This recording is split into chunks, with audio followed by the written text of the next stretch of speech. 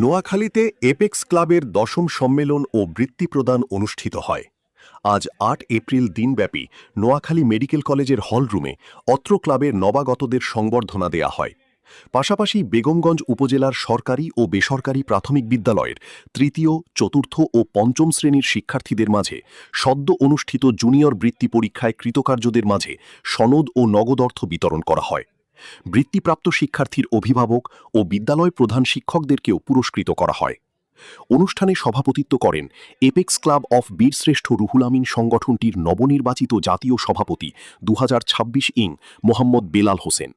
বক্তব্য রাখেন চৌমুহনী সরকারি এসএ কলেজের প্রিন্সিপাল এপেক্সিয়ান ইয়াসিন সুমন, অ্যাডভোকেট মাসুম আহমেদ, মোহাম্মদ কামরুল হক, অ্যাডভোকেট সালাউদ্দিন মাহমুদ, ডাক্তার মজিবুর রহমান, সাবেক সভাপতি শফিউদ্দিন ও অত্র সংগঠনের চেয়ারম্যান ডাক্তার মোহাম্মদ শরীফুল ইসলাম এবং সাধারণ সম্পাদক এপেক্সিয়ান মোহাম্মদ মহসিন।